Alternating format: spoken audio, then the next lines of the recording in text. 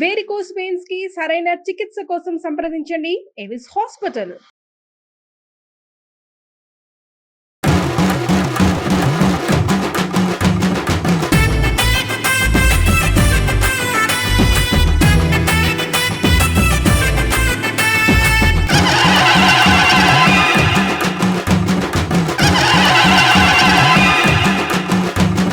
శరణమయ్యప్ప స్వామి శరణమయ్యప్ప, శరణమయ్యప్ప స్వామి శరణమయ్యప్ప, శరణమయ్యప్ప స్వామి శరణమయ్యప్ప, శరణమయ్యప్ప స్వామి శరణమయ్యప్ప.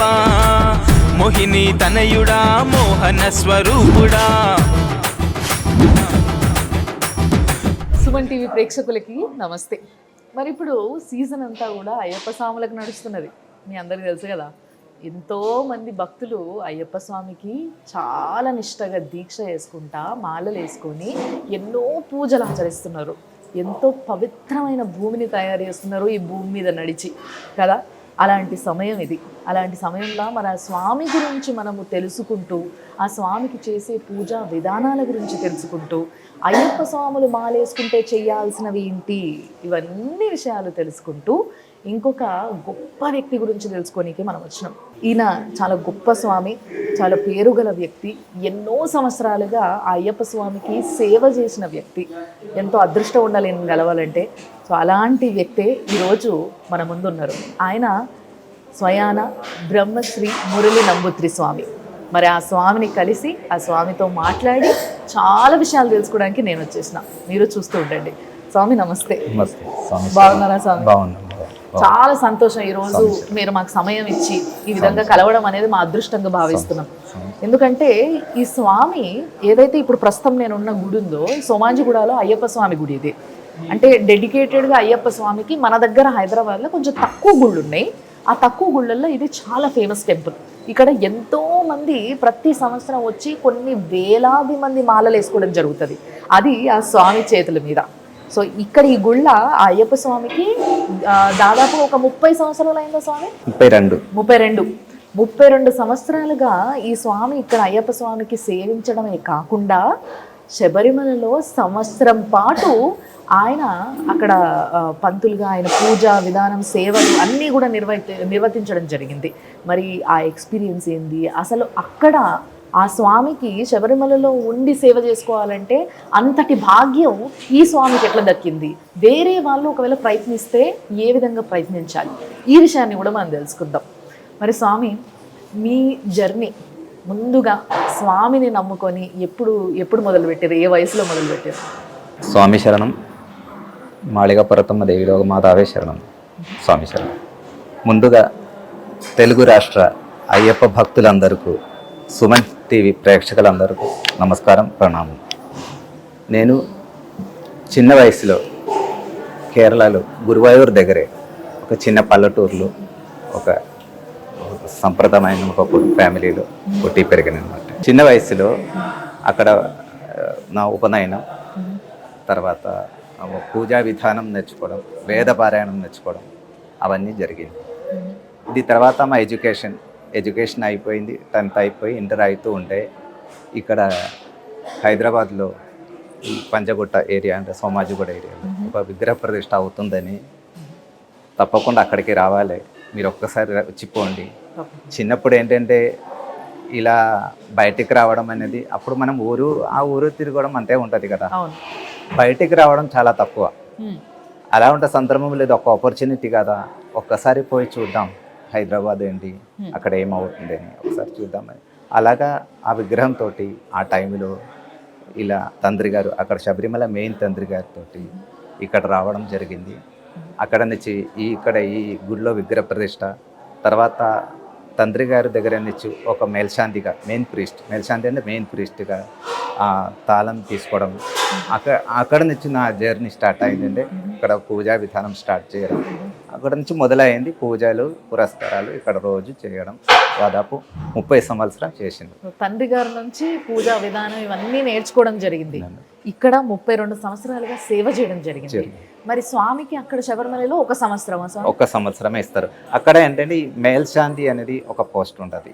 మేల్శాంతి అది ఏంటంటే కేరళ సంప్రదాయంగా కేరళ నంబూదిరి బ్రాహ్మణులు వాళ్ళకు ఈ తాంత్రిక పూజ నేర్చుకున్న వాళ్ళు మినిమం ఒక 10 సంవత్సరం నుంచి 15 సంవత్సరం మేజర్ టెంపుల్లో పూజ చేసే ఎక్స్పీరియన్స్ ఉండే వాళ్ళకి ఈ ఛాన్స్ దొరుకుతుంది అనమాట. అంటే అక్కడ తాంత్రిక పద్ధతిలో పూజ జరుగుతుంది. అది ఆ తాంత్రిక పద్ధతి కేరళ సంప్రదాయంలో పూజ అవుతుంది అక్కడ.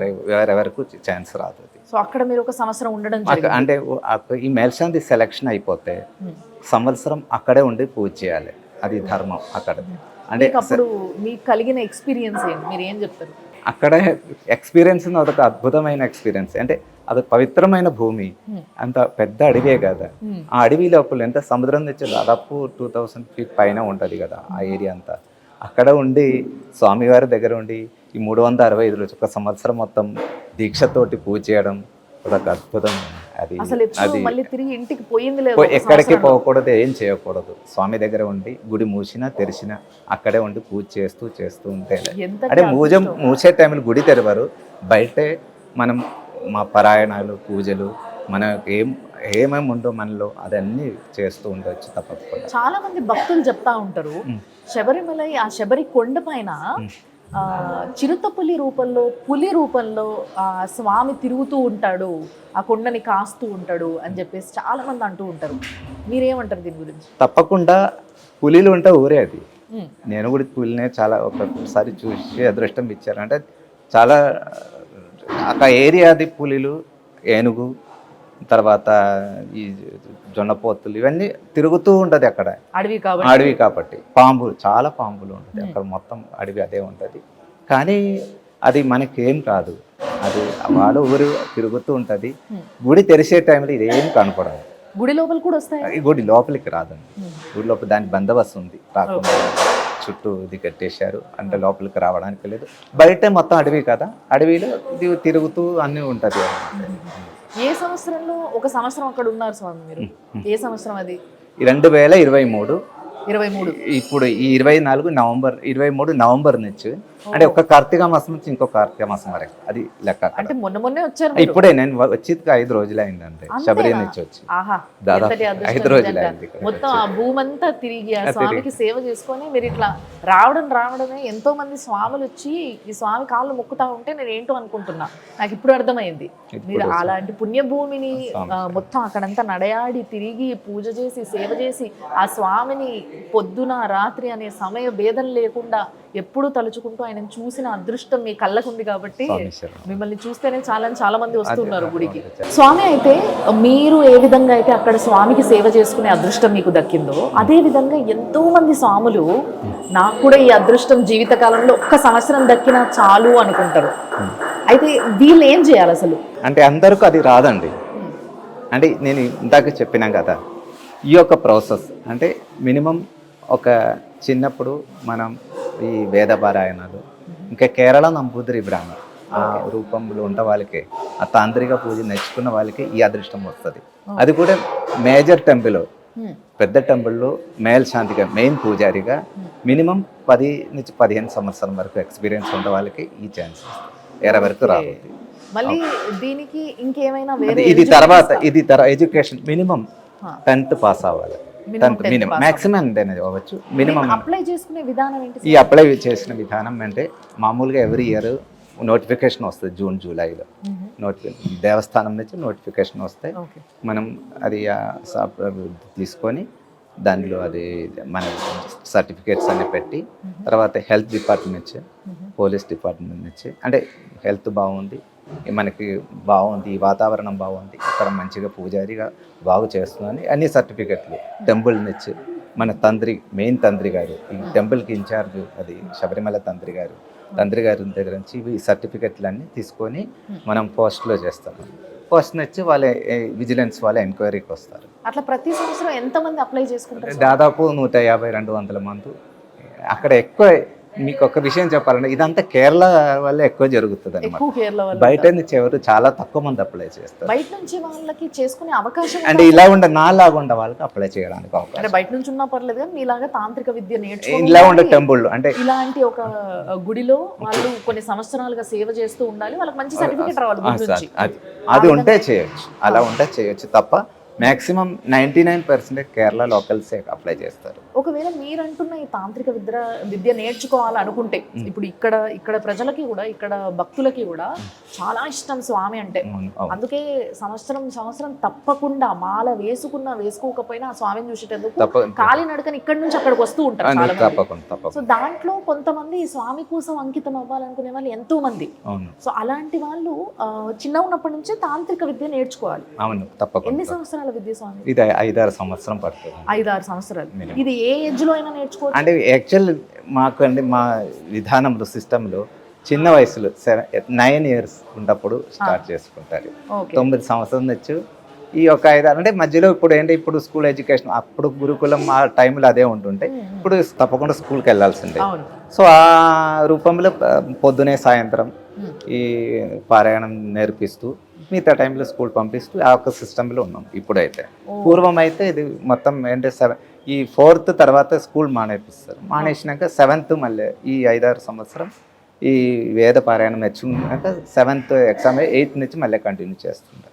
ఇప్పుడు అది లేదంటే మామూలుగా మార్నింగ్ సాయంత్రం నేర్పించడం అదే జరుగుతుంది. సో ఈ విధంగా శిక్షణ పొందిన తర్వాత ఒక ఏజ్ వచ్చినాక ఒక గుడికి మెయిన్ పంతులుగా ఉంటూ అక్కడ స్వామికి, అది కూడా అయ్యప్ప స్వామికి, ఆ అయ్యప్ప స్వామి గుడిలో సేవ చేస్తూ కొన్ని సంవత్సరాలుగా ఇక్కడ నుంచి సర్టిఫికేట్ ఉంటే ఆ అప్లికేషన్ కి మనం అప్లై చేసుకోవచ్చు. సో ఈ విధంగా అప్లై చేసుకున్న వాళ్ళు ఎవరైనా కానీ తప్పకుండా ఈ తాంత్రిక విద్య నేర్చుకొని ఉండాలి. ఈ విద్య యొక్క విశిష్టత ఏంటి గురుగారు? అంటే ఇప్పుడు మామూలుగా అన్ని గుళ్ళల్లో పంతులు వేద పాఠశాలకు వెళ్తారు, వేదాలు నేర్చుకుంటారు. ఏదో ఒక్కటి కంఠస్థంగా వచ్చినా చాలు అని కొంతమంది నేర్చుకునే వాళ్ళు ఉంటారు, కొంతమంది 4 నేర్చుకుంటారు, వేద పండితులు అవుతారు వాళ్ళు. సో ఇట్లా ఒక పద్ధతి ఉంటుంది ప్రతిదానికి. సో మీరు నేర్చుకుంటున్న ఈ విద్యకు ఉన్న ఒక విశిష్టత ఏంటి? ఇది ఒక సపరేట్ శాస్త్రం. ఇది కేరళలోనే, ఇండియాలో నేను చూసాను, ఇంకెక్కడ దగ్గర చూడలేదు. అంటే తాంత్రిక విద్య అనేది ఒక, అంటే ఇందులో నాకు అనిపిస్తుంది కొంచెం యోగా, పూర్వం అదే కదా బుద్ధ మతం, జైన్, ఇందులో కొంచెం యోగా కంటెంట్స్ కూడా ఈ పూజా శాస్త్రంలో ఉంది కొంచెం. అంటే ఆ విధానం చేయడం అని అది కూడా ఇంక్లూడ్ చేసినట్టు కనిపిస్తుంది నాకైతే ఈ విధానంలో. అది నేర్పుతారా? అంటే నేను ఇప్పుడు ఇంతవరకైనా ఎవరికి నేర్పియలేదు. అంటే అది ఎవరు అవసరం ఉంటే మనం తప్పకుండా మనం చెప్తాం ఏ రకంగా చేయాలి, ఎలా ఉండాలి అని. తప్పకుండా ఎవరికైనా తప్పదు కదా, ఏంటి దీని కంటెంట్ ఏంటి, ఎట్లా చేయాలి అని చెప్తాం. ఓకే, మీలా ఆ విద్యను నేర్చుకొని ఆ స్వామికి పూజ చేయాలి, సేవ చేయాలనుకుంటున్న వాళ్ళు పాటించాల్సిన విధానాలు ఏంటి? విధానాలు అంటే సాత్వికంగా ఉండాలి. సాత్వికంగా ఉండడం అనేది 2-3 ఉంది. మనం శరీర శుద్ధి, మనశుద్ధి. అంటే శరీరం కాపాడుకోవాలి, శాంతిగా మాట్లాడాలి, అది కొంచెం శాంతిగా మాట్లాడాలి. తర్వాత శరీర శుద్ధి అంటే రోజు స్నానం, తల స్నానం రోజు తప్పకుండా చేయాలి, ప్రతిరోజు మార్నింగ్ సాయంత్రం గుడికి వచ్చే, అంటే శరీర శుద్ధి. అది మానసికంగా అంటే మనం వచ్చే భక్తులతోటి, ఈ భక్తులే కదా, భక్తులకు భగవంతులకు మధ్యలో మనం ఈ పూజారి ఉంటాయి కదా, అప్పుడు ఈ భక్తులు వచ్చే భక్తులతోటి వాళ్ళు ఏది కావాలనే వాళ్ళు కొంచెం మంచిగా సంతోషంగా మాట్లాడి వాళ్ళ కోరికలు ఏంటి అడిగి అది భగవంతుడికి చెప్పడం, అది నా ధర్మం. అదే కదా, అది తప్పకుండా పాటిస్తూ ఉంటేనే ఈ విధానం ముందుకెళ్ళేది. అంతే కదా. తినే భోజనంలో ఉల్లిపాయ తినొచ్చా? అది తప్పకుండా తినకూడదు. ఏంటంటే సాత్విక భోజనం. అందుకే నేను అన్నా ఏంటి, సాత్విక భోజనం అంటే ఉప్పు తక్కువ, కారం తక్కువ, ఇలా ఈ మసాలాలు అసలే లేదు. అలా ఉన్నప్పుడు ఏంటంటే శరీరంలో ఒక రకమైన ఒక ఎనర్జీ ఉంటుంది. మీరు ఇప్పుడు ఎన్ని సంవత్సరాల నుంచి తినలేదు అసలు? అది దాదాపు అప్పటి నుంచి అంతే అండి, చిన్న ఉన్నప్పటి నుంచి. అంటే మనకు ఆల్రెడీ అలవాటు అయిపోయినాం కదా, ఇంకా ఆటోమేటిక్ అదే నడుస్తుంది. పెళ్లి చేసుకోవచ్చా? అదేండి చేస్తాం, అంటే వంశపారంపర్యం కావాలి. అంటే కేరళలో ఓన్లీ 1%. ఇదే పూజ చేయాలని మళ్ళీ ఇంకొక జనరేషన్ కావాలి కదా, అది వేరే. అందుకోసం తప్పకుండా పెళ్లి చేస్తుండే ఏం కాదు, చేసుకోవచ్చు. అయితే అక్కడ మెయిన్ గుళ్ళో శబరిమలలో ఆ స్వామికి వంశపారపరంగా వస్తున్న పూజారులు వేరుంటారు, మీరు ఈ విధంగా సెలెక్ట్ అయ్యి వెళ్ళి ఒక సంవత్సరం పాటు పూజ చేయగలిగే అదృష్టం దక్కిన వాళ్ళు వేరే ఉంటారు. సపరేట్ అందరూ కలిసే చేస్తారు అక్కడ. ఎంతటి అదృష్టం నిజంగా. కాబట్టి ఈ ఇన్ఫర్మేషన్ చాలా మందికి తెలియదు. ఒకవేళ ఎవరికన్నా ఈ ఇన్ఫర్మేషన్ తెలుసుకోవాలి, కొంత నాకు ఇష్టం ఉంది ఇది ఏదైనా నేర్చుకోవాలి అనుకుంటే ఆ స్వామిని కలిసి ఇంకొన్ని డీటెయిల్స్ కూడా తెలుసుకోవచ్చు మీరు. దాంట్లో ఎటువంటి ఆలోచన లేకుండా చాలా స్పష్టంగా చెప్పారు స్వామివారు కూడా. సో స్వామి మామూలుగా ఇప్పుడు చాలా మంది ఇరుముడి కట్టడానికి ఇక్కడ కట్టించుకోవడానికి వస్తూ ఉంటారు. సో వీళ్ళకి ఆ విధానం ఏంటి, ఆ ఇరుముడిలో ఏమేమి పెడతారు, ఏమేమి సామాగ్రి ఉంటాయి, ఆ కట్టే విధానం ఏంటి, ఆ విధంగా కట్టడానికి దానికి ఒక విశిష్టత ఉంటుంది, అది ఏంటి? శబరి యాత్రలు ముఖ్యమైనది ఇరుముడి అనేది. ఇరుముడి ఎత్తుకొని వెళ్తేనే శబరి యాత్ర పూర్ణమయ్యేది. సో శబరి యాత్రలు ఇరుముడి కట్టడం 41 దినం దీక్ష తీసుకున్న తర్వాతనే ఇరుముడి కట్టాలి. ఓహో, ముందు దీక్ష తీసుకున్నప్పుడు కాదు, 41 దినం మనం అంటే ఒక మండల మాసం అంటే ఈ ముందు మీకు ఇంకొక విషయం చెప్పండి. ఆయుర్వేదం ట్రీట్మెంట్లో ఒక మండలం ఏది మెడిసిన్ ఏదైనా మందులు ఇస్తే 41 దినం మీరు వాడుకోండి అని అంటారు. అవును, అంటే ఆ 41 దినాలకు చాలా శ్రేష్టం చాలా ఎక్కువ ఉంది. ఈ 41 దినం మండలి ఈ కార్తీక మాసంలో మొదటి రోజు నుంచి 41 దినం దీక్ష చేసుకొని అక్కడ నుంచి ఆ 41 రోజు మనం వచ్చి ఏదో గుడికో లేకుంటే ఎక్కడో పవిత్రమైన ప్లేస్కి వెళ్ళి అక్కడ నుంచి ఇరుముడి కట్టుకొని స్వామివారు 18 మెట్లకి స్వామి దర్శనం చేస్తే తత్వమసి నీలోనే నేను ఉన్నాను ఆ ఒక సిద్ధాంతం అక్కడ. అంటే 41 దినాలు ఈ దీక్ష చేయగలిగిన వాళ్ళు మాత్రమే ఆ మెట్లెక్కే అది యాక్చువల్ అది పద్ధతి శాస్త్రం. అది అంటే కొంతమంది 11 రోజులు అదేంటి యాక్చువల్ తప్పు అండి. పద్ధతి అనేది శాస్త్రం అనేది ఈ 41 రోజులు దీక్ష తీసుకొని పవిత్రమైన మెట్లు ఎక్కేటప్పుడు ఇలాగనే ఉండాలి. తర్వాత ఇరుముడి అన్న వరకు ఇరుముడిలో ముందు నెయ్యి కొబ్బరికాయ మనసాల నెయ్యి, మన నెయ్యి స్వామివారికి అభిషేకం చేసే నెయ్యి మనం టెంకాయలో పెట్టి ఇక్కడ నుంచి తీసుకెళ్తున్నమాట. ముందు కొంచెం బియ్యం ఉండదు, తర్వాత పూజా సామాగ్రిలు కొంచెం మనకు తమలపాకు, ఒక్క కొంచెం అటుకులు, బెల్లం అవన్నీ పూజ గురించి అక్కడ అంటే అడవి కదా అక్కడ అదే వాడతారు మామూలుగా. అంటే ఇంకొక ఇలా ఉండదు అసలు. వెనక పక్క మనకు కొంచెం బియ్యం కావాలంటే 1-2 టెంకాయలు మనం పెట్టచ్చు, అది తప్పులేదు. అంటే ఇరుమిడి కట్టడం ఆ మాల వేసుకున్న స్వామి మాత్రమే చేయాలి, ఇంకెవరు చేయకూడదు. అంటే వాళ్ళకు ఒక గురుస్వామి లాగా ఎవరైనా ఉంటుంది కట్టేవాళ్ళు. అంటే యాక్చువల్ వాళ్ళే ఓన్ కట్టినట్టే, కానీ ఒక గురుస్వామి పక్కకుండి నేర్పిస్తారు, ఇది ఇట్లా చేయండి, అది ఇట్లా చేయండి. ఓకే, అంటే సీనియర్ పర్సన్ ఆ స్వామి వాళ్ళకు అంటే ఇందుకు ముందు చాలా ఎక్స్పీరియన్స్ ఉండే వాళ్ళకు వచ్చి ఇలా ఈ రకంగా మీరు ఉడిబడి కట్టండి అని చెప్తాం. ఇంకొకటి చెప్పాలంటే చాలా పవిత్రమైన శబరి కొండ. ఆ కొండలు మీరు అందరూ దయచేసి ప్లాస్టిక్ వస్తువులు ఎక్కువ తీసుకెళ్లకుండా అక్కడ వన్యజీవులకు చాలా ఈ రోజులు చిన్న రిక్వెస్ట్ మాది. ఎందుకంటే అక్కడ నేను చూసినది ఈ ప్లాస్టిక్ తోటి చాలా ఇబ్బంది అవుతుంది అక్కడ. అంటే వన్యజీవులు వాళ్ళు ఇవి తింటే వాళ్ళకు అరగక చాలా ఇబ్బంది అవుతుంది. అందుకోసం మ్యాక్సిమం ఆ అడవి కాపాడుతూ ఉండాలి మనం. దానికోసం ప్లాస్టిక్ వస్తువు మ్యాక్సిమం తీసుకెళ్లకుండా అవాయిడ్ చేస్తే చాలా మంచిది. తర్వాత ఏంటంటే ఏది అవసరం ఉందో ఆ వస్తువులే తీసుకెళ్ళాలి ఇరుముడిలో. ఈ మధ్యలో ఏంటంటే ఈ పన్నీరు అవన్నీ కరెక్ట్ లేదు, కలుషితమైనది వస్తుంది. అలా ఉండే వస్తువులు తీసుకెళ్లకుండా ఉండని నేను చెప్తాను. ఓకే, ఇప్పుడు ఒక్కసారి ఆ ఇరుముడి కట్టిన తర్వాత దాన్ని తలపైన పెట్టుకుంటే దించొద్దు అని స్వాములు ఇక్కడ నుంచి బయలుదేరుతూ ఉంటారు శబరిమలకి. సో అది ఆ పద్ధతి ఏంటి అసలు? దించొద్దా? దించకుండా అంత దూరం వెళ్ళలేం. తప్పకుండా ఎక్కడ ట్రైన్లో కానీ ఫ్లైట్లో వెళ్ళేటప్పుడు దించాల్సి ఉంటాయి. అది అట్లేం లేదు. అక్కడ స్టార్ట్ అయిన అంటే పంబా నుంచి స్టార్ట్ అయినాక మనం నెట్టి మీద పెట్టుకొని 18 మెట్లు ఎక్కే వరకు అది దించకుండా ఉంటే మంచిది. కొందరు పిల్లలు చిన్నారులు తప్పొద్దు, వాళ్ళది ఏం కాదులేండి. చిన్న పిల్లలకు అట్లా ఏం లేదు, వాళ్ళు ఎట్లనే వెళ్ళొచ్చు, తప్పేం లేదు. సో అక్కడ ఇరుముడి ఇప్పిన తర్వాత అందులో ఉన్న సామాగ్రిని స్వామికి సమర్పిస్తే మన ఏదైతే దీక్ష సంపూర్ణం. అంటే మాల అది కూడా కాదు, అక్కడ నెయ్యి ఉంటుంది. అందులో నెయ్యి అభిషేకానికి నెయ్యి స్వామివారికి పవిత్రమైన స్వామివారికి చాలా శ్రేష్టమైన అభిషేకం నెయ్యి అభిషేకం. ఈ నెయ్యి మనం తీసుకొని ఒక గిన్నెలో పెట్టి స్వామివారికి అది అభిషేకం చేస్తే మొత్తం ఈ 41 రోజు చేసిన దీక్ష పూర్తి అయ్యేది. అందుకు అప్పుడే అదే సందర్భం. అంటే వచ్చిన భక్తులందరికీ కూడా అక్కడ స్వామికి దర్శనంతో పాటు ఈ అభిషేకం చేసే భాగ్యం కూడా తప్పకుండా అంటే మెయిన్ గా ఏదైతే ఆ స్వామి మూల విరాట్ ఉంటుందో దానికి చేయొచ్చు. అదే అంటే అక్కడ అర్చకులు ఉంటారు, వాళ్ళే చేస్తారు. వాళ్ళే చేస్తారు. ఈ మనం నెయ్యి తీసుకొని అక్కడ వాళ్ళకి ఇచ్చేస్తే వారు అది తీసుకొని అభిషేకం చేసి మీకు ఇచ్చేస్తారు. ఓకే. వాళ్ళకి ఏదైనా టికెట్ కానీ ఏదైనా అది ఉంటుంది, దేవస్థానం ఏదో ఉంటుంది, అది మామూలుగా నడుస్తూ ఉంటుంది. అంటే ఆ నెయ్యి అభిషేకం చాలా ఇంపార్టెంట్. తర్వాత మనకి మిగతా బియ్యం అవన్నీ ఉంటుంది, అక్కడ నైవేద్యానికి దానికి వాడుకోవడానికి వాళ్ళకి ఇచ్చేస్తారు. కొందరు తీసుకొస్తారు, మన ఇంట్లో పెడితే అది ఇంకా చాలా మంచిదని తీసుకొస్తుంటారు. తర్వాత ఇంకా అవన్నీ మామూలుగా నడుస్తూ ఉంటుంది. ఇది తర్వాత కొందరు చీరలు జాకెట్ ముక్కలు చీరలు తీసుకెళ్ళి అమ్మవారికి పెట్టి అక్కడ మాళిగపురతమ్మ దగ్గర పెట్టి అది తీసుకొస్తుంది, మన ఇంటికి మంచిది, అది కూడా నడుస్తూ ఉంటుంది. అది మామూలుగానండి. ఓకే స్వామి. అయితే ఇప్పుడు శబరిమలలో అక్కడే ఆ లోపల ఇంకో అమ్మవారు ఉంటుంది, మాళికాపురం అమ్మవారు.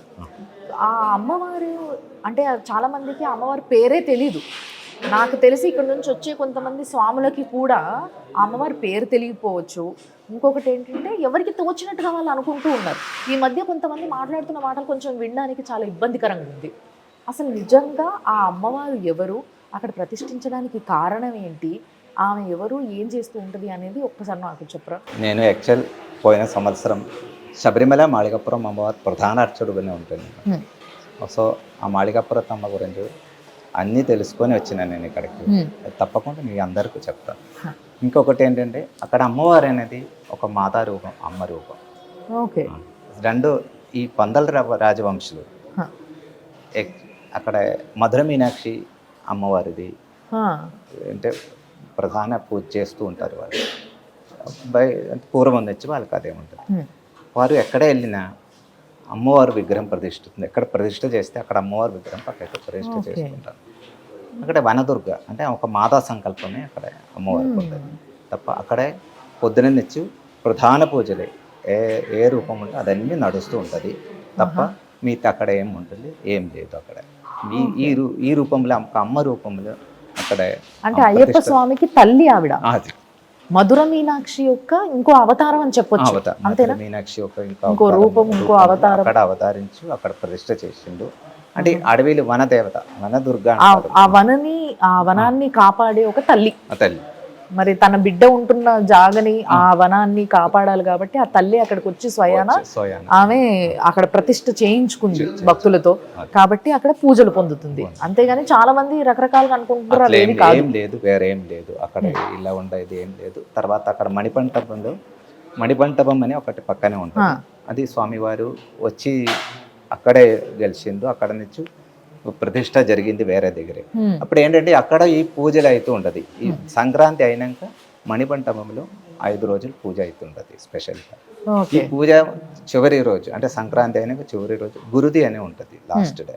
అంటే ఆ గురుది అనేది అందరూ అంటే మా స్వామి దేవతలు అది అన్నీ వచ్చి అక్కడ కూర్చొని అందరూ చూసుకొని ఈ మొత్తం ఈ 2 నెలల అయిన పూజని సమాప్తం అట్లనే అవుతుంటుంది.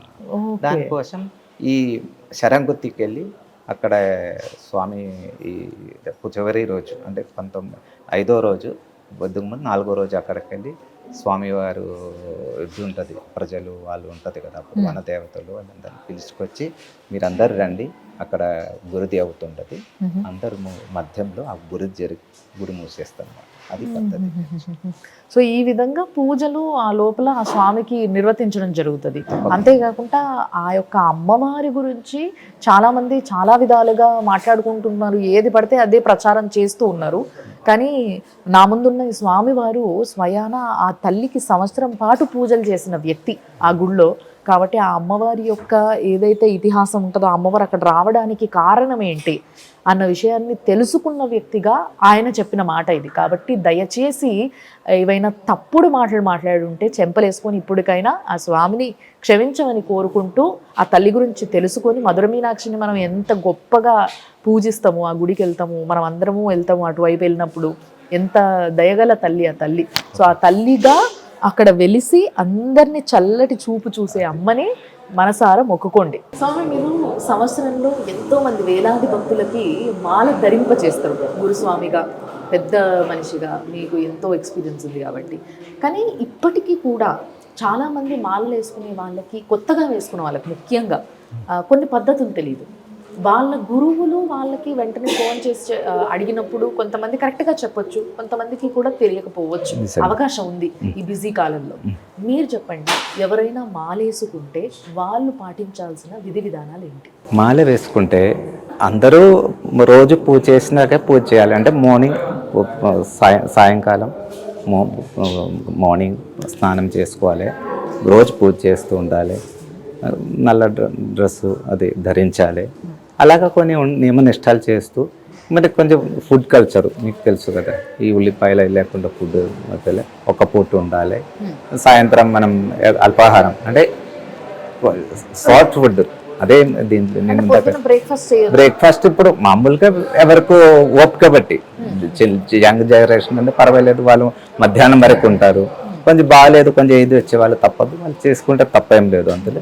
అంటే ఇది మనసులో ఒక సంకల్పం ఉండాలి, అది మెయిన్ ఇంపార్టెంట్. అంటే ఆ స్వామి అయినా ఒక ఋషులు మునిలు ఎట్లా ఉంటారు ఆ రూపంలో మనం మారిపోతాం అన్నమాట ఈ మాల ధరించినాక. అప్పుడు అడవిలు సన్యాసులు ఎట్లా ఉంటారు, వాళ్ళు సాత్వికమైన ఫుడ్, ఫ్రూట్స్, ఫలాలు, పాలు అలా సాఫ్ట్ ఫుడ్ తీసుకొని మంచిగా ఎనర్జీ, శరీరంలో ఒక ఎనర్జీ తెచ్చుకొని రోజు సాయంకాలం మార్నింగ్ పూజ చేస్తూ మనం మన శరీరాన్ని మార్చేసుకుంటాం అనమాట ఈ టైంలో. అది చాలా మెయిన్ అయిపోతుంది. అయితే నేను కొంతమంది స్వాములని చూసా, కొంతమంది దగ్గర విన్నా కూడా. ఏంటి అంటే కొంతమంది స్వాములు పాపం వాళ్ళకి బిజీ లైఫ్ అయిపోయి ఈ రోజులలో పాపం ఏ ప్రొఫెషన్లో చాలా మందిని చూస్తున్నాం, ట్రాఫిక్ సిగ్నల్ దగ్గర ఉండే ట్రాఫిక్ పోలీసులు కూడా మాలేసుకుంటారు పాపం వాళ్ళ భక్తి. కానీ వాళ్ళకి సమయం లేకపోగా వాళ్ళు ఏం చేస్తారంటే మధ్యాహ్నం భిక్ష అంటే ఏదో ఒక దగ్గర వాళ్ళు మొత్తం స్వాములందరూ కలిసి కానిస్తారు. కానీ రాత్రి పూట ఏదైతే తినే భోజనం ఉంటుందో ఆ రాత్రిపూట సమయంలో రాత్రి ఇంటికి వెళ్ళిన తర్వాత పూజ చేసుకొని ఆ స్వామికి తిందామనే సమయానికి పాపం వాళ్ళకి ఓపిక లేక కొంతమంది ఇప్పుడు వస్తున్న ఈ మ్యాగీలు వండేసుకొని తినేస్తున్నారు. అంటే ఇవి ఇన్స్టెంట్గా తెచ్చుకునే దాంట్లో అన్నీ ఉంటాయి, ఎల్లిపాయలు ఉంటాయి, అన్నీ ఉంటాయి, అన్ని మసాలాలో ప్రతిదీ ఉంటుంది అందులో. అయినా కూడా అది వండుకొని తినేస్తున్నారు. ఈ విధంగా తినొచ్చు అంటారా? చాలా తప్పు అది. అలా ఉండే ఫుడ్స్ అట్లే వాడకూడదు. అంటే ఇవి కొన్ని రోజులే కదా, ఇక 4 దినమే కదా, అది చాలా మంచిగా సాఫ్ట్ ఫుడ్. అంటే ఈ రకమైన సాత్విక ఫుడ్, అందులో ఈ మనం చేసిన చిన్న దోశలు, ఇడ్లీలు అట్లా ఉండే ఫుడ్ తింటేనే మన శరీరానికి మంచిది, మన ఒళ్ళకు బాగుంటుంది. ఇట్లా ఉండే ఫుడ్ మనం ఎప్పుడో తినకూడదు, అది మామూలు రోజు కూడా వాడకూడదు. ఎందుకంటే ఇవన్నీ కలుషితమైన ఫుడ్లే కదా. మామూలుగా మంచిగా సాత్వికమైన దోశ, ఇడ్లీ, వడలు అట్లా ఉండే మన ఫుడ్ తింటే చాలా మనకు కూడా మంచిది. ఈ పూజ కూడా బాగా చేసే ఒక ఆరోగ్యం మనకు వస్తుంది, అది బాగుంటుంది. ఇంకొకటి ఏంటంటే స్వాములందరూ ఈ ఏదైతే 41 రోజుల దీక్ష సమయంలో ఒకవేళ మనకి ఏదైనా జ్వరం కానీ, దగ్గు కానీ, సర్ది కానీ, ఇంకేదైనా ప్రాబ్లం, వంటికి సంబంధించి శరీరానికి సంబంధించి ఇంకేదైనా ప్రాబ్లం వచ్చినప్పుడు ఏదైతే ట్యాబ్లెట్స్ ఉంటాయో వేసుకోరు, అసలు వేసుకోకుండా ఉంటారు, నూనె పెట్టుకోకుండా ఉంటారు, గోర్లు కట్ చేయకుండా, జుట్టు కట్ చేయకుండా, ఈ విధంగా ఉండడం జరుగుతుంది. పద్ధతి ఏ మాల వేసుకున్నా కూడా అందరూ పాటించే పద్ధతి అది. కానీ ఒకవేళ ఆ సమయంలో ఎవరికైనా ఏదైనా కొంచెం బాగా సివియర్ అయిపోయి, ఇప్పుడు కొంతమందికి థ్రోట్ ఇన్ఫెక్షన్ అయింది అనుకుందాం, ఆ థ్రోట్ ఇన్ఫెక్షన్ చాలా ఇబ్బంది పెడుతుంది, ఇంకా అది మితిమీరిపోయి డాక్టర్ దగ్గరికి వెళ్తే కూడా నువ్వు ఇంజెక్షన్ తీసుకోకపోతే ఇంకా అది కాదు, టాబ్లెట్స్తో ఇప్పట్లో పనిచేయదు. ఇలాంటి పరిస్థితుల్లో పాపం ఈ చలికాలం అయ్యేసరికి పొద్దునే చల్లనీళ్ళతో తల స్నానం చేసి కొంతమందికి పడక ఈ విధమైన ప్రాబ్లమ్స్ కొన్ని ఫేస్ చేస్తున్నారు. వీళ్ళు వేసుకోవచ్చే టాబ్లెట్స్ పర్లేదా? తప్పకుండా వేసుకోవచ్చు, అట్లేం లేదు. ఏంటంటే ఏ దానికో ఈ ఒళ్ళు సహకరించకపోతే వేయాల్సిందే, అది తప్పకుండా. మన ఏంటంటే ఇది పూర్వం ఒక జనరేషన్ ముందు ఇదన్నీ ఓకే, ఇప్పుడు ఈ కలుషితం ఇక్కడ వాతావరణం అట్లా రకరకమైన చేంజ్ అవుతూ ఉంటుంది, అందులో కొన్ని తప్పదు. మన ఈ రోజులు అలా సబ్బు వాడకుండా ఉండలేము, ఎంత పొల్యూషనే కదా ఈ రోజు. పొల్యూషన్ టైంలో శరీర శుద్ధి అనేది పూర్వం అది అంతే. మనం ఏదో నదిలో స్నానం చేయడం, అడవిలో ఉండడం, గుడిలో ఉండడం, బయటికి వెళ్ళకుండా ఉండడం. ఇప్పుడు తప్పదు, డ్యూటీ చేయాల్సిందే, బయటికి వెళ్ళాల్సిందే. అప్పుడు తప్పదు, ఇక్కడ బయటకు వెళ్తే ఆ వాతావరణం మనకు వేరే రకంగా ఉంటుంది. ఇక్కడ వచ్చినాక కొంచెం ఇవన్నీ వాడకపోతే కష్టం. తప్పకుండా. ఈ మధ్య నేను గమనించింది, ఒకవేళ ఆంజనేయ స్వామి మాలేసుకున్నా, వెంకటేశ్వర స్వామి మాలేసుకున్నా, ఆ శివుడి మాలేసుకున్నా, వేరే ఏ మాలలు వేసుకున్నా కూడా పెళ్ళైన వారు వారి యొక్క సంసార జీవనం కొనసాగించకపోయినా ఆ యొక్క ఇంటిలోనే, ఏ ఇంట్లో అయితే ఎప్పుడూ ఉంటారో వాళ్ళు భార్యతో, పిల్లలతో, తల్లిదండ్రులతో కలిసి ఆ ఇంట్లోనే ఉంటారు. కానీ అయ్యప్ప స్వామి మాలకు వచ్చేసరికి మాత్రము ఈ స్వాములందరూ వేరే ప్లేస్, ఒక ఇల్లు కానీ ఒక ఏదైనా రెంట్కి తీసుకొని, ఒక శుద్ధమైన ప్లేస్ని తీసుకొని అక్కడ ఉండడం జరుగుతుంది. ఒకవేళ కుదరని వాళ్ళు ఎవరైనా ఉంటే మరి ఇంట్లో ఉండొచ్చా? తప్పకుండా ఉండొచ్చు, అట్లేం లేదు. అంటే ఇట్లా ఏదో అందరూ కలిసి ఒక దగ్గర ఉంటే అది ఉండనివ్వండి, మంచిదే కదా, తప్పేం కాదు. తర్వాత ఏంటంటే కుదరకపోయిన వాళ్ళు ఇంట్లో పీఠం పెట్టుకొని కొంచెం జాగ్రత్త నియమనిష్టతో ఉండాలి, వేరేం లేదు. బ్రహ్మచర్యం పాటిస్తూ వాళ్ళ జాగ్రత్తలో వాళ్ళు ఉంటే సరిపోతుంది. చాలు, అంతే, వేరే ఏం లేదు, అంతే, వేరే అట్లేం సో లేదు. పెళ్ళైన వాళ్ళు మాలేసుకోవడానికి కొంతమంది ఇబ్బంది పడుతూ ఉంటారు కాబట్టి వాళ్ళకి ఎలాంటి ఇబ్బంది లేకుండా మనసు శుద్ధిగా ఉంటే చాలు, అది వాళ్ళు అది ఒళ్ళు శుద్ధంగా ఉంచుకొని వాళ్ళు బ్రహ్మచర్యం పాటిస్తే చాలు, తప్పకుండా ఉంటే సరిపోతుంది. ఆ స్వామికి భక్తి అనేది ఇంపార్టెంట్.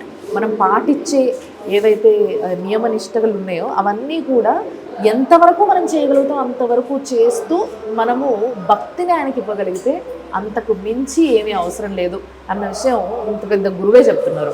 ఇంకా ఏం కావాలి చెప్పండి. ఎంతోమంది స్వాములు ఏదైతే సోమాజిగూడ అయ్యప్ప స్వామి గుడికి నేను ఇప్పుడు వచ్చినో అదే గుడికి చాలామంది వస్తూ ఉంటారు. అసలు వేలాది మంది భక్తులు పడి పూజలు చేసుకుంటూ ఉంటారు ఇక్కడ, మాలేసుకుంటూ ఉంటారు ఇక్కడ. ఆడవాళ్ళు, మగవాళ్ళు అందరూ వస్తారు ఇక్కడికి. మరి ఇంతమంది వచ్చే ఈ గుడికి పెద్ద పంతులుగా స్వామి ఉన్నారు కాబట్టి ఆ స్వామి చేసే సేవలు, మీరు చేసే సేవలు, మీరు చేసే పూజలు స్వామికి ఏమేమి ఉంటాయి స్వామి? గత 30 సంవత్సరం నుంచి ఈ గుడి ఒకే రకంగా పూజ పురస్కారాలు నడుస్తుంటుంది. ఇలా చేసినందుకు నాకు అక్కడ మేల్సందిగా సెలెక్షన్ కావడం, అక్కడ ఒక సంవత్సరం పూజ చేసే అదృష్టం భగవంతుడు ఇచ్చారు మాకు. సో నేనేం చెప్తానంటే ఇక్కడ పొద్దునే ప్రభాత పూజలు, అభిషేకం, గణపతి హోమం, అమ్మవారి పూజ, భగవత్ సేవ, ఇది రోజు జరుగుతూ ఉంటుంది. ఇక్కడ మార్నింగ్ 5:30కు గుడి తెరిస్తే తర్వాత రోజు అభిషేకం, రోజు హోమం జరుగుతుంటుంది. అలాగా శబరిలో ఏం పూజ పద్ధతిగా జరుగుతుంది, అదే పద్ధతి, ఏం చేంజ్ లేకుండా అదే పద్ధతిలో అదే విధానములో ఇక్కడ రోజు జరుగుతుంటుంది. గత 30 సంవత్సరం రోజు నేను హరివరాసనం పాడి స్వామిని పడుకోబెట్టినందుకు నాకు ఇచ్చిన ఒక గిఫ్ట్ లాగా భావిస్తున్నాను. నేను ఈ యొక్క అయ్యప్ప స్వామి దగ్గర ఉండడం ఈ యొక్క అదృష్టం ఇచ్చింది. ఇప్పటికే నేను గత 30 సంవత్సరాలు నేను రోజు స్వామి వరకు హరివరాసం, సాయంత్రం హరివరాసనం అని ఉంటే స్వామివారి పడుకోబెట్టిన పాటు పాడి రోజు స్వామి గుడి మూయడం జరిగింది. దానికి ఇచ్చే ఒక అవకాశమే ఉండొచ్చు అని భావిస్తున్నాను. స్వామి మామూలుగా మీరు చెప్పేంత వరకు తాంత్రిక పద్ధతిలో పూజ చేస్తారు అయ్యప్ప స్వామికి అన్న విషయం నాకు తెలియదు. అయితే దీంట్లో భాగంగానే ఈ పడి పూజ అనేది చాలా డిఫరెంట్గా ఉంటుంది, చాలా అందంగా, చాలా అద్భుతంగా ఉంటుంది. ఆ స్వామి కదిలొస్తున్నాడేమో ఆ జ్యోతుల మధ్యలో నుంచి అన్నంత ఘనంగా ఉంటుంది. అలాంటి ఒక గొప్ప పూజ అది. కానీ ఆ పూజ కేవలం అయ్యప్ప స్వామికి మాత్రమే చేయడం చూస్తాం మనం. అసలు ఈ పడి పూజ విశిష్టత ఏంటి, ఎందుకు చేస్తారా సార్? ఈ మెట్ల 18 మెట్ల స్వామివారికే కదా, అది మెయిన్. ఈ 18 మెట్ల అంటే ఒక శాస్త్రం, అందుకని ప్రపంచంలో ఎక్కడే లేదు ఇలా ఉంటే ఒక పూజా విధానం. అంటే ఈ 18 మెట్లకి స్వామివారిని చూడడం అంటే ఈ 18 మెట్లకి ఎన్నో చాలా రకరకమైన శాస్త్రం ఉంది. అది దాని రకంగా ఈ 18 మెట్ల పూజ చేస్తేనే ఆ స్వామి పూజ అయినట్ట. మెట్ల పూజ చేసి స్వామివారి పూజ చేస్తేనే ఆ పూజ స్వామి అయ్యప్ప స్వామి దీక్షలు ఆ పూజ అయినట్టు. అదే తర్వాత ఇంకొకటి ఏంటంటే భోజనం, అంటే స్వామి అందరికీ భోజనం పెట్టడం అదొక శాస్త్రం. అంతే, ఎందుకంటే అది ముందు నుంచే అయ్యప్ప దీక్ష తీసుకున్నప్పుడు అందరూ 10 మందికి మనకు అయినంత వరకు, ఇంట్లో ఉండే వాళ్ళకు ఉండొచ్చు, లేకుంటే ఇద్దరికి ఉండొచ్చు, ఎంతో కొంత మనం ఇద్దరికి భోజనం పెట్టి వాళ్ళే సంతోషంగా పంపిస్తే అది మన ఇంటికి మంచిది, మన ఊరికి మంచిది. అది శాస్త్రం ముందు నుంచి ఉంటుంది. ఈ 18 మెట్లు ఎక్కడము, ఆ 18 మెట్లకు పూజ చేయడం అనే గొప్ప పద్ధతి. అంటే మనం కార్తీక మాసంలో దీపానికే పూజ చేస్తాం, మన దగ్గర ఇక్కడ తెలంగాణలో పువ్వులకే పూజ చేస్తారు. సో ఈ విధంగా ఇది కూడా ఒక గొప్ప పద్ధతి, మెట్లకు పూజ చేయడం. అంటే ఆ స్వామి ఆ 18 మెట్లెక్కి వెళ్ళి ఆ లోపల అక్కడ కూర్చొని దర్శనం ఇస్తున్నాడు కాబట్టి మనమందరం కూడా ఆ మెట్లెక్కి వెళ్తూ ఉంటాం ఎప్పుడైతే స్వాములు మాలేసుకొని వెళ్తారో ఆ స్వామి దర్శనం కోసం, ఆ మెట్ల యొక్క ఉద్దేశం ఏంటి అసలు? ఆ మెట్ల ద్వారా భక్తులకి ఏం చెప్దాం అనుకుంటున్నాం? అంటే 18 మెట్లు 18 వనదేవతలు. ఓకే. 18 దేవతలకు మనం పూజ చేస్తున్నట్టు అది. అది ఆ మెట్ల పూజ అనేది అదే జరుగుతుంటది. ఆ 18 మెట్ల అంటే 18 కొండ 18 మెట్ల ఈ వనదేవ పూజ చేస్తూ స్వామివారు అక్కడ స్వామి రూపంలో అక్కడే కూర్చున్నాము. ఆ మెట్ల ఎక్కి ఒక్కొక్క దేవతని దండం పెట్టుకొని మొక్కి ఎక్కుకొని స్వామివారి పూజ చేస్తున్నాం. అంటే మనం చాలాసార్లు అమ్మవారికి పూజ చేసినప్పుడు ఆ చుట్టుపక్కల ఆవరణలో ఉండే అమ్మవార్లు చాలా మంది ఉంటారు. లలిత అమ్మకి పూజ చేయాలి అంటే ఆ ముందు ఆ చుట్టూ ఉన్న మిగతా అమ్మవార్లకి పూజ చేయాలి. ఆ అమ్మవార్లలో ఏ ఒక్క అమ్మవారి యొక్క అనుగ్రహం మన పైన ఉన్నా చాలు అనుకుంటారు అందరూ. అదే విధంగా స్వామికి 18 మందికి పూజ చేసిన తర్వాత వీళ్ళ పర్మిషన్ తీసుకుంటూ ఆయన దగ్గరికి వెళ్తా ఉన్నారు పూజ చేయడానికి. ఇది పద్ధతి. ఇంకొకటి ఏంటంటే శబరిమలలో ఏదైతే ఆ జ్యోతి గురించి ప్రతి సంవత్సరం ఒక వార్తగా చూస్తామో, ఇప్పటికీ చాలా మందికి ఒక డౌటే అది. అంటే ఇప్పుడు ఈ కలికాలంలో కూడా జ్యోతి దానంతట అది ఆకాశంలో కనిపిస్తుంది, ఆకాశ జ్యోతి, లేకపోతే అది ఎవరైనా ముట్టిస్తారా, ఎవరైనా పైకి పంపిస్తారా దాన్ని అట్లా గాల్లోకి అనే ఒక డౌట్ చాలా మందిలో ఉంటుంది. భక్తులకే కాదు, చూసే వాళ్ళందరికీ కూడా, ఎంతో మందికి హిందువులకు ఉన్న డౌటే ఇది కూడా. అసలు దాని గురించి ఏం చెప్తారు? జ్యోతి అనేది పొన్నంబలమేడు స్వామివారి ఎదుర్కొంటే ఒక కొండ ఉంది, దాన్ని పొన్నంబలమేడు అంటాం. పొన్నంబలమేడులో సంక్రాంతి రోజు సాయంకాలం అయ్యప్ప స్వామి హారతి అయినాక అక్కడ వచ్చే ఒక దీపం ఒకది, ఆ దీపం అక్కడ వచ్చేటప్పుడేనే అది చూసి స్వామిలు అందరూ దండం పెడతారు, ఆ దీపాన్ని పూజిస్తూ ఉంటారు. ఒక జ్యోతి అది, దీపంనే జ్యోతి అంటాం మన కథ. అది వస్తుంది అంటే స్వామివారికి 5 కొండలే, అంటే 5 రూపంలో ఉంటారు. ఓకే. అంటే ఈ పొన్నంబలమేడు, ఇంకా అచ్చంగోవిలు, ఆర్యంగావు, కుళత్తపుర, శబరిమల, పొన్నంబలమేడు. ఈ పొన్నంబలమేడులో ఆ రోజు పూజ అవుతుంటుంది అక్కడ. అంటే ఆ జ్యోతి అక్కడ చెలుగుతుందని ఒక శాస్త్రం. ఓకే. అంటే ఇప్పటికీ కూడా ఆ జ్యోతి దానంతట అదే అలా ఆకాశంలో వెలుగుతున్నట్ట ఒక శాస్త్రం చెప్తుంది. ఓకే. అంటే ఇప్పుడు ఎవరు ఆ కొండ మీదకి వెళ్ళి ఆ దీపాన్ని ఆకాశ దీపంగా ఎగిరేయడం జరగదు. అంటే అది ఇంతవరకు దాని గురించి మనం ఎవరేం చెప్పలేదు, అట్లా జరగలేదు. అంటే మామూలుగా అక్కడ ఆ కొండ మీద ఆ టైంలో ఒక నక్షత్రం వస్తుంది అక్కడ, ఉత్తరా నక్షత్రం అని. నక్షత్రం స్వామి నక్షత్రం అది కూడా వస్తుంది. తర్వాత ఇది తిరుగుతూ ఉండదు, ఇది గరుడ పక్షి తిరుగుతూ ఉంటుంది. దాని మధ్యలో ఈ కరెక్ట్ 6:30-7 ప్రాంతంలో సాయంకాలం ఆ టైంలో ఈ జ్యోతి వెలుగుతుంది. అంటే ఆ గుళ్ళో ఉన్న వాళ్ళు ఆ సమయానికి అందరూ ఎదురు చూస్తూ ఉంటారా ఆ జ్యోతి ఎప్పుడు వస్తుంది? తప్పకుండా ఆ సాయంత్రం ఎవరికి మధ్యాహ్నం వచ్చే దాని గురించి అందరు ఎదురు చూస్తుంటారు అన్నమాట. అక్కడ ఈ యొక్క ఎదురు చూస్తూ ఉంటది తప్పకుండా. భక్తులకి ఇంకేం కావాలి? స్వామి మన కోసం అక్కడ కొలువై ఉండి మనందరికీ దర్శన భాగ్యాన్ని కలిగిస్తూ మనం మొక్కుని ప్రతి కోరికని తీర్చడానికి, మన భక్తిలో ధర్మం ఉంటే, న్యాయం ఉంటే మన వెంట ఉంటాడని చెప్పడానికి అసలు ఎటువంటి ఆశ్చర్యం లేదు, ఎటువంటి ఆలోచన లేదు అని చెప్పాలి. నిజంగా చాలా థ్యాంక్స్ గురుగారు. అందరికీ మరి ఒకసారి సుమన్ టీవీ వాళ్ళందరికీ, తర్వాత మన తెలుగు రాష్ట్రంలో అయ్యప్ప స్వాములకు నా గర్వం ఏంటంటే నేను తెలుగు రాష్ట్రం నుంచి తెలుగు మాట్లాడుతున్న మొదటి వ్యక్తి. అక్కడ వచ్చి పూజ చేసి ఒక అదృష్టం ఇచ్చిన స్వామివారు, ఇందులో ఆ ఒక అదృష్టం మీ అందరికీ ఇస్తూ అందరూ మంచిగా ఉండాలి, అందరూ బాగుండాలి మనసా కోరుతూ ముగిస్తున్నాం. స్వామి శరణం అయ్యప్ప. స్వామి శరణం. స్వామి శరణం అయ్యప్ప.